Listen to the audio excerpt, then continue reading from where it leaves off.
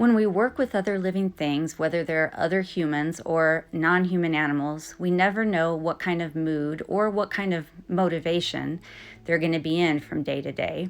And we have to work with the learner that we have with us at the time. I wasn't sure 005 wanted to do a training session this evening. However, when I presented the station in front of his enclosure, he came out of hiding and up to the door right away. But as you see here, he was on the right side of his enclosure, and for some reason he really wanted to come out of that right side door. And I thought it would be good training for him to come out the left side because it was the opposite direction from where he wanted to go. And training is always a dialogue. We let the learner have some say, and we as the teacher have some say. And so he indicated to me that he was willing to come out and engage, but he wanted to go out that right side door for some reason. And I said, no, I really want you to come out this side. And you'll see here, he goes back and forth a little bit, and he's not making any rash decisions. So he is thinking, he's being thoughtful about his actions. And it takes him a little while to decide that he's going to give up on coming out of the right side of his enclosure and come out of the side I want him to. And since he is a more experienced learner, I am patient and I just hold the target there as an opportunity for him to earn reinforcements if he chooses. And it may be that the last time he came out, he got to explore an activity station, and that activity station was on the right side of his enclosure. I had opened that other door and he got to come out and climb. He climbed all the way to the ceiling and on the ceiling fan and around some new locations. And it may be that he was remembering that and was hoping to do that again. But no matter what, he ended up acquiescing to my request to come out this side of his enclosure onto his normal activity station so that he could earn a reinforcer. And in this case, it is going to be a food reinforcer because it's about time for him to eat. But you can definitely tell that his level of motivation in this session is not high. He's been in many other videos, and in some of those other videos, he was moving very quickly. He was moving without hesitation. He was highly motivated to engage. And tonight, he wanted to engage in something other than what I wanted him to engage in. But we came to an understanding. I lowered my criteria a little bit, and he cooperated somewhat. I wanted him to coil around the PVC. He saw a shortcut and he took that, which is fine. It shows that he's thinking.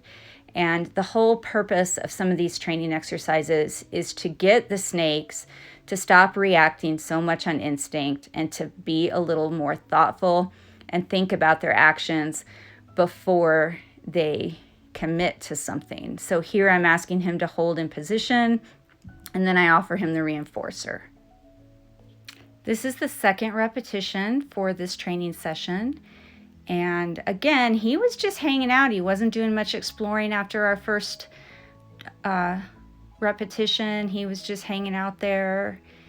He does notice the target right away and he moves towards it. I ask him to hold in position. I'm happy he's not striking at the target. I'm happy that he is thinking. And I offer the food reinforcer. He's being very thoughtful and assessing this and evaluating it before he decides to strike at it and take it. And that's actually good. I would rather see that in a pet snake than one that is going to strike at anything that moves around their face, because this is much safer for somebody who's going to have a snake in their family than one who just strikes at the slightest motion. I went to check on him and he was putting himself away, so he chose to end the session. Sometimes I give an end of session signal. Sometimes I take away the opportunity for reinforcement, but allow the snake to freely explore if they want before going inside. And I actually was prepared to do a third repetition during this session, but after the second repetition, he sat there for a couple of minutes. When I went back to check on him, he was putting himself away. And that's fine. He made that choice to end the session on his own and go back in his enclosure. And so we ended the session here. My next learner was really no more motivated than 005 had been. This is Tenavik, and he's another experienced learner. And I had to tap on the enclosure there, I don't know if you noticed it, to actually even get his attention and make sure that he saw the target. When he did see the target, he turned and followed it, but he also didn't show too much enthusiasm for this session. He came out very slowly, and I could tell right away that this session wasn't going to be one where I introduced any new behaviors. This would just be a review session because he only had a mediocre amount of motivation. And he has intermittently struck at the target, so I chose to ask him to hold here and then deliver the reinforcer so that we avoided any potential frustration and striking at the target. I offered Tenavik the opportunity to engage in a second repetition, and it took him a minute to see where the target was and respond to it. He seemed kind of in a daze tonight, but as soon as he did realize the target was there and that an opportunity to earn reinforcement was available, he did immediately change direction and he came towards the target. Again, though, because of the mood or because of the state of motivation that I could see he was clearly in tonight, I wasn't going to add any new behaviors or ask him to particularly stretch too far during the session. I just used this as a review session for him. And as I've talked about before, if your snake is used to handling, this is a way that you can put them back into their enclosure at the end of the session. He was not highly motivated. I knew we weren't going to go for a third repetition, so I went ahead and put him back in his enclosure. Now, this is our corn snake, Sonny. A whole other motivation level here.